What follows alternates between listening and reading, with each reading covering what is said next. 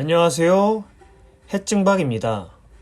오늘은 돈과 화폐를 구분하고 화폐 시스템의 메커니즘을 이해하고자 합니다. 실제적으로 돈이나 화폐를 굳이 알아야 할까라는 생각을 해볼 수 있지만 우리의 소중한 삶 가운데 50% 이상의 시간을 소비하고 있는 것이 대부분 경제활동일 것입니다.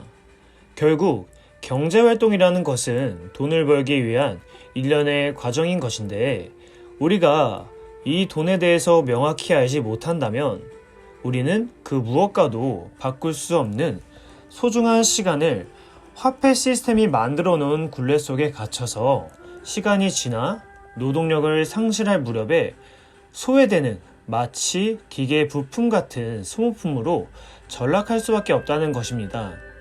서론이 너무 길었는데요. 그럼 돈은 무엇일까요? 돈이라는 것은 경제력을 저장하는 거래 도구이자 가치를 저장해야 하며 오랜 시간 속에서도 본래의 구매력을 유지해야 한다는 것입니다. 반면에 화폐는 지급 수단, 교환 수단, 휴대성, 내구성, 분할성, 우리가 1원, 10원, 100원 단위로 있죠.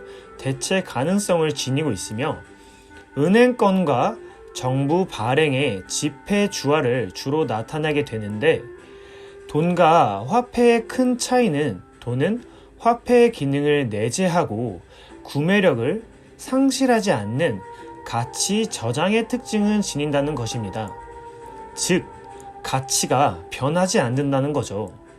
대표적인 돈으로 금을 들 수 있겠네요. 이에 대해서는 차후에 더욱 자세하게 컨텐츠를 통해 제공해 드리겠습니다. 현존하는 화폐는 대부분 종이 조각이지만 정부라는 중앙기관의 신뢰를 바탕으로 유통되고 있기 때문에 화폐의 가치를 갖게 되는데요. 미국의 100달러 지폐를 주조하는데 드는 비용은 약 200원 정도라고 합니다.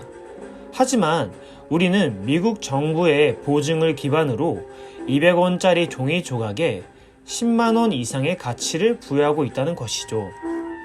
하지만 역사는 너무도 참혹하게 중앙기관의 신뢰를 기반으로 세워진 약 600개 이상의 화폐의 가치는 결국 다 0에 수렴하여 종이 조각이 되었다는 것을 반증해주고 있습니다.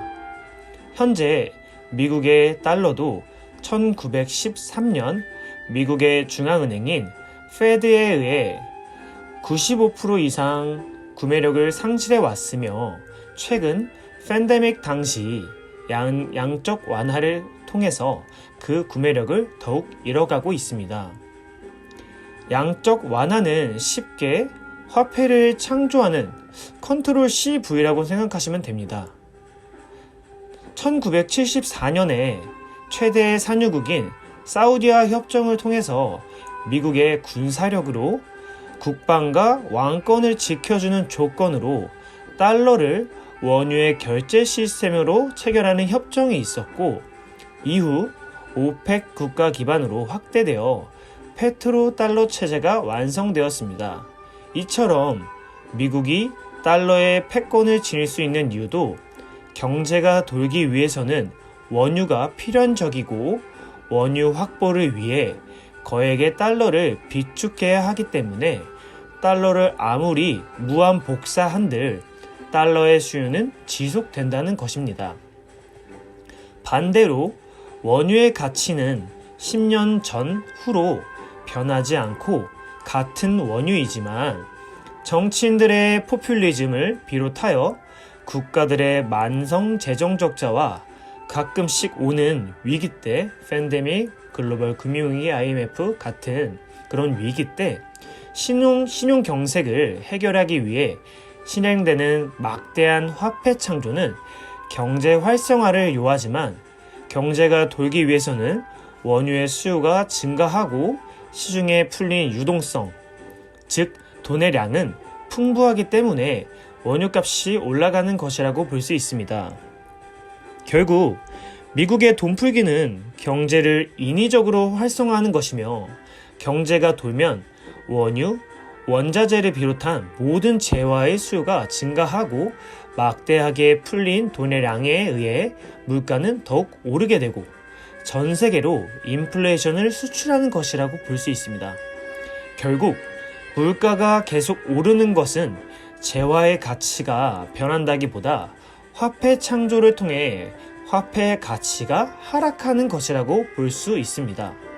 이것은 저의 뇌피셜이지만 대체 에너지를 통해 원유의 수요가 만약 줄어든다면 지금의 페트로달러 체제는 무너질 것이며 미국의 패권도 난관에 봉착하게 되겠지만 역사적으로도 달러 패권에 도전했을 때 전쟁과 암살, 참혹한 죽음을 각오해야 하기 때문에 향후 달러 패권을 유지하기 위한 미국의 행방을 주시하는 것도 중요하다고 생각합니다. 그 전쟁의 예시로는 이라크 후세인, 또 어떤 대통령 존 F 케네디의 암살, 그런 것들을 예로 들 수 있고요. 또 그 이유는 역사적으로 중앙화된 모든 통화의 패권은 미국 이전에 영국 이전에 스페인, 포르투갈 등등 100년을 기점으로 그 패권이 변모해 왔으며 시계열에 따라 가치가 결국 0으로 수렴하는 현재 달러 시스템에서는 본질적으로 화폐 혁명이 발생할 수밖에 없기 때문입니다. 우리가 돈 공부를 해야 하는 이유도 이 때문이죠. 시기적으로 달러의 피로도가 누적되어 신뢰를 잃어가는 난간에 봉착해 있으며, 즉 우리의 삶 가운데 화폐혁명이 발생할 수 있는 확률이 상당히 높아지고 있다는 것입니다. 지금의 화폐 시스템에서 국가는 빚을 내어 경영을 하기에 정부 예산은 계속 재정 적자가 날 수밖에 없으며, 빚을 갚기 위해 돈의 가치를 낮추는 지속적인 인플레이션을 만들어야 하는 굴레와 난간 속에 갇혀 있다는 것입니다. 참고로 현재 미국 기준 약 마이너스 15%, 우리나라 마이너스 6% 재정 적자를 나타내고 있는데, 미국의 국가 부채가 3경 4천조이며 우리나라의 경우 1000조에 다다르고 있다고 하죠. 정리하자면 현재 정부와 중앙은행에 의해 움직이는 화폐 시스템에서 부동산, 주식, 코인 등의 대부분 자산은 굴곡이 있겠지만 인플레이션으로 지속적인 우상향을 나타낼 수밖에 없다는 것입니다. 때문에 조금이라도 젊을 때보다 더 빨리 자산 시장에 올라탄다는 것은 경제적 자유를 위한 엄청난 혜자이며 복입니다. 해찡 구독자 여러분, 모두 하루에 30분 또는 10분이라도 자신만의 시간을 확보하여 자산 시장을 탐구하고 성숙한 인베스터로 성장하길 고대하며, 저 또한 여러분들에게 보다 질 높은 컨텐츠 생산을 위해 노력하겠습니다.